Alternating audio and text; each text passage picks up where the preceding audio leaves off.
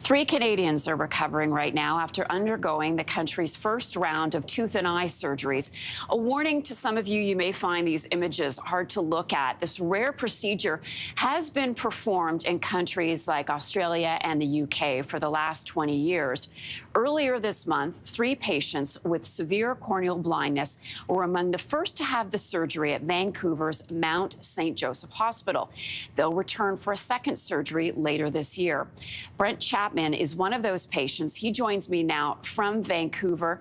Brent, good morning to you. I have been looking forward to this conversation with you because it is just so fascinating. You've had the first of the two surgeries. What happened during the first surgery and how are you feeling? Good morning, and thanks for having me. So in the first surgery, they removed my canine tooth and implanted it under my eyelid, where it'll sit for 3 months where it becomes vascularized.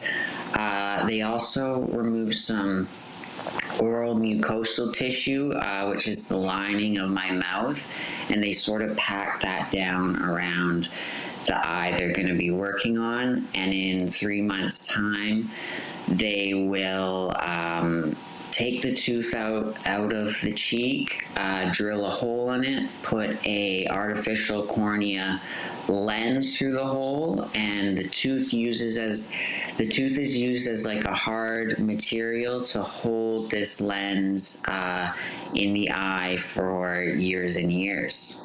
It's just incredible. How do you feel? Are you okay? Are you in pain? Yeah, no pain. Was a little sore the first couple days, but I definitely turned a corner, and I'm just excited now. Excited, and we're excited for you. I do want to talk just briefly about how you lost your sight at the age of 13. You took a couple of ibuprofens and had a reaction?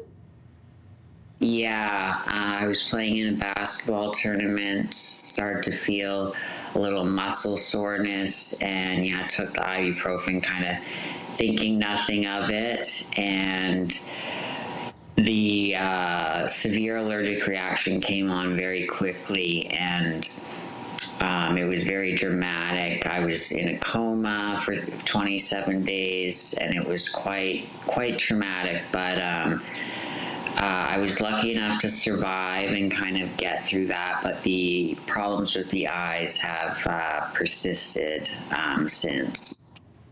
So let's talk about the risks that come with this surgery. You said that you are excited. What is the expected outcome after you have the second surgery done?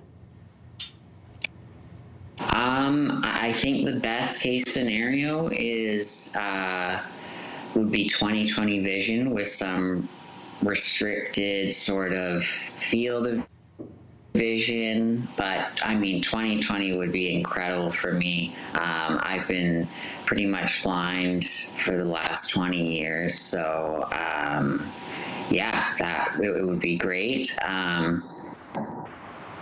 Yeah, we're keeping our fingers crossed for you. When this idea was first presented to you, how did you react? Did you think it was crazy? I mean, were you on board right away? Yeah, I think it had first been pitched to me many years ago, and I had sort of just gotten Stevens-Johnson syndrome, and it was a lot to handle, and I was sort of like, oh, I'll never do that. Like that seems too crazy, too science fiction-y. But only until Dr. Maloney, who moved from Australia to Vancouver, came, and he was, he pitched me on, he was like, I've done 7 of these. They've all went very well and changed people's lives. And then I talked to one of the women that had it in Australia, and she just raved about it and how she went from completely blind for 20 years to snow skiing, and then I was pretty much sold. Can you imagine what it would be like to see again, and what would that moment feel like for you? What would you want to do? I think, yeah, it's one of those euphoric feelings of kind of a bliss. It's been a lot of hard work. We didn't know if this was actually gonna happen here. There was, about 2 years of build up to it before. And yeah, just a lot of hard work and funding.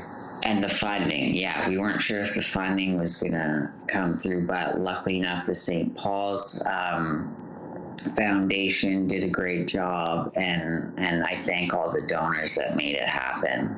Well, we're going to continue to follow your story. We wish you all the best. Brent Chapman, one of Canada's first patients to undergo tooth and eye surgery. Thank you so much. All the best to you. Thank you for having me. If you like that video, make sure to subscribe to the Your Morning YouTube feed, where you can find all kinds of new content posted every weekday morning.